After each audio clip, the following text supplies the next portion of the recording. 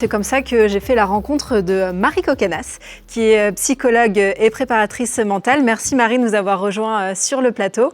Donc Marie m'a aidée à préparer une échéance qui était le Paris Eiffel Jumping. On a travaillé pendant un mois ensemble, où elle a découvert mes juments, elle a découvert ma manière de monter et aussi comment je fonctionnais pour m'aider à dépasser mes peurs et surtout prendre beaucoup plus de plaisir en concours. Et je pense qu'il y a pas mal de cavaliers qui ont fait face à cette situation-là une fois dans leur vie de cavalier, que ce soit les cavaliers amateurs ou les cavaliers professionnels. Et donc, grâce à Marie, on va découvrir ce que c'est que la préparation mentale. Donc, Marie, est-ce que vous pouvez nous expliquer d'abord qu'est-ce que la préparation mentale ? Bienvenue Marie sur le plateau. Annick Fennière-Bégonignon. Voilà, soyez la bienvenue. Merci beaucoup. La préparation mentale, c'est rendre le cavalier disponible pour son cheval. Donc, je reviens un petit peu à ce que vous disiez, savoir écouter son cheval. Et rendre le cavalier aussi disponible pour son coach, lui permettre ainsi d'être en pleine possession de ses moyens techniques, mentaux et psychologiques lors d'une compétition, si c'est l'objectif qui est fixé. Et concrètement, c'est quoi alors la boîte à outils de la préparation mentale ? Comment ça fonctionne ? Alors, il faut, comme vous le disiez, distinguer deux choses, la préparation psychologique et la préparation mentale. Si on part de la préparation mentale, on va s'attacher à donner des outils aux cavaliers qui vont s'acquérir. C'est un processus qui peut être assez long.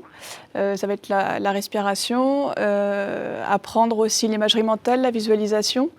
Et j'ai d'autres techniques aussi, comme l'hypnose, pour apprendre à ancrer un moment, apprendre à bien intégrer un mouvement, un geste que le coach a pu Mais Alice, vous êtes allée voir Marie parce que vous aviez peur, parce que vous aviez un doute. Pourquoi faire appel à une... Parce que, en fait, j'arrivais plus à maîtriser ces peurs que j'avais, en fait, de me faire mal en compétition. Après une chute, après un accident. Exactement. Après une chute que j'ai fait il y a 3 ans, j'étais un peu dépassée par ça, et ce qui faisait que je prenais beaucoup moins de plaisir en compétition, alors que j'adore ça. Et j'avais plus de solution par moi-même, ou même avec mon coach, on va dire 100% équitation. Et donc, c'est comme ça qu'en me renseignant, j'ai découvert la préparation mentale qui marche dans beaucoup de sport et c'est comme ça que j'ai fait la rencontre de Marie. Hervé, dans votre carrière, vous auriez fait appel à un préparateur mental, vous l'avez fait? Alors, on a parlé de Japlou Pierre Durand. Pierre Durand a travaillé là-dessus parce qu'on se rappelle qu'avant d'avoir été champion olympique, il est tombé 4 ans avant. Il est sorti de piste 4 ans avant avec le filet à la main. Ça a dû quand même gamberger un tout petit peu. Donc c'est d'autant plus d'ailleurs méritoire cette victoire qu'il fallait passer là-dessus. Ouais. Donc à cette époque, on commençait à en parler. La fédération avait d'ailleurs des préparateurs, enfin pas préparateurs, mais un peu psychologues comme ça qui venaient nous aider, alors de manière un peu empirique. Bon, on en rigolait un petit peu à l'époque. Et j'ai voulu essayer une fois. Bon, donc c'était avant Atlanta, mais j'ai été 2 séances et je m'endormais moi systématiquement. Donc j'ai dit comment vous répondez à ce scepticisme? D'abord, je vais quand même aller un petit peu plus loin parce que je suis pas sceptique du tout. Mais je pense, c'est mon sentiment, vous allez peut-être me répondre, que pour que ça marche, il faut être demandeur. Tout à fait. Oui. Voilà. Exactement ça. Il faut une demande. De la part du cavalier, même parfois de la part du coach. Certains coachs font prendre conscience à leurs cavaliers qu'ils arrivent aussi à un moment de transition où il faut aller plus loin. Donc quand la demande, effectivement, c'est le premier moteur. Ensuite, ce qui est important pour que ça fonctionne, parce que ça reste une relation aussi humaine, c'est une relation de confiance et de respect, parce que c'est un engagement qu'on prend l'un envers l'autre. Et il faut être capable de créer ce lien de confiance. Donc en psychologie, on a tout cet aspect aussi de confidentialité, je suis tenue au secret professionnel. Donc ça permet au cavalier de livrer des émotions, d'aller plus loin quand on a des blocages qui peuvent être d'ordre psychologique et vraiment empêcher le cavalier d'évoluer.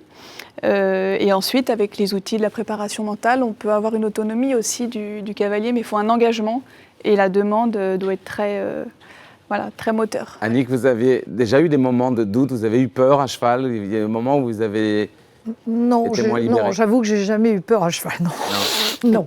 J'ai jamais eu peur à cheval. De temps en temps, j'avoue qu'il y a, je pense qu'Hervé aussi, il y a des moments où, bien sûr, on est moins en confiance avec son cheval parce qu'on sait que le cheval est peut-être un peu moins bien. Mais J'avoue que ça peut être utile, mais exactement, je rejoins ce que dit Hervé, c'est qu'il faut vraiment être demandeur. Je pense qu'il y a des gens qui n'en ont pas besoin et d'autres personnes à qui ça peut vraiment apporter quelque chose. Mais c'est pareil pour le coaching. Oui, imposer un coach à quelqu'un, ça ne marche pas. Non. Vous pouvez dire, tu dois travailler avec ça ne marche pas. Il faut que la personne soit demandeur, pas spécialement d'un coach, mais de ce coach-là ou d'un autre. Sinon, ça ne marche pas. Il faut vraiment plus être demandeur parce que ce n'est pas une recette magique, c'est des outils qu'on met à disposition du cavalier. Et c'est ensuite au cavalier de travailler pour arriver à dépasser, en tout cas, ses propres limites. Je pense d'ailleurs qu'en faisant la démarche, la moitié du chemin est parcouru. Exactement, tout à fait. Moi, je ne suis pas du tout policier. Je ne suis pas là pour imposer quelque chose. Je donne des moyens et après au cavalier aussi de se saisir de ces moyens. Oui. Il y a un travail du coach aussi, d'être à l'écoute du stress de son élève, entre guillemets, Hervé. On va se voir tout à l'heure. Parce que... Ah bah voilà, une belle rencontre. Non mais il y a beaucoup de jeunes et d'amateurs qui ne prennent pas vraiment de plaisir parce qu'ils sont, comme l'était peut-être Alice, un peu bloqués, un peu stressés, un peu angoissés. Oui, ça c'est tout. Oui. Et ça handicape évidemment la performance. Voilà, exactement. Oui, la performance et puis le coach aussi parfois, parce que le coach, souvent, il a plusieurs chevaux à monter, il a plusieurs cavaliers à entraîner. Donc même s'il accompagne jusqu'où il peut, mais après, il ne peut pas être psychologue, il ne peut pas prendre chacun un par un avec son histoire, comprendre pourquoi il y a eu telle chute, tel traumatisme, etc. Donc effectivement, il y a un travail très intéressant que j'entreprends avec les coachs et on est complémentaires. Mais votre travail a lieu avant les séances. Comment ça se passe? Avant un parcours, vous voulez dire? Avant le parcours, oui. Oui, c'est un travail qui s'effectue à long terme avec Alice. On a entrepris ce travail à plutôt court terme et ça a été un vrai défi qu'elle a plutôt très bien relevé. Un mois avant, avec une belle 8e place. Et il ne faut pas attendre la veille d'une échéance ou de se faire peur ou de douter. Il faut vraiment, quand on entreprend cette démarche, s'y prendre longtemps avant, parfois même 1 an. Avant une échéance. Et on voit dans le tennis, par exemple Federer, a commencé à être suivi par un psychologue à l'âge de 15 ans. Et jusqu'à maintenant, il a, alors peut-être pas une fréquence aussi importante que hebdomadaire, mais il a ce fil qui l'accompagne en permanence. Dans le tennis, on dit souvent la peur de gagner, c'est-à-dire de ne pas arriver à conclure un match. Et souvent, le petit bras sur la balle de match.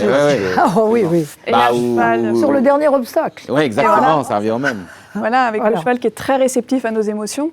Donc si tout se passe bien à la maison, parce qu'on est détendu, relâché, concentré, si vous entrez en piste et qu'effectivement il y a cette pression qu'on la maîtrise moins bien, je pense que tous les cavaliers là peuvent témoigner qu'on va se contracter, le cheval va moins bien sauter, va pas s'employer. Et on va faire la faute sur le premier, sur le dernier. On le voit régulièrement en commentant, on parle de certains cavaliers et ça se voit tout de suite sur le cheval, parce que c'est quand même une relation directe, des cavaliers qui ont des chevaux relâchés, d'autres, et donc qui, un jour d'échéance, sont un peu moins relâchés que d'habitude. On voit effectivement. C'est flagrant. Moi, pour ma part, j'ai vraiment vu une différence avec des juments qui sont très sensibles. C'est vrai qu'après le travail qu'on a entrepris ensemble, j'ai beaucoup plus étendu, donc résultat, mes juments aussi, et ça a beaucoup mieux marché. Et ça, de tout temps, les chevaux sont des médiums, ils ressentent nos émotions, donc ils ressentent aussi bien la détermination que l'anxiété, que la peur. Exactement. Après, la peur, elle peut être physique, elle peut être... on va chercher d'où vient la peur. Plein de domaines, bien sûr. Merci beaucoup, Marie, en tout cas, d'être venue sur l'invitation de... Voilà.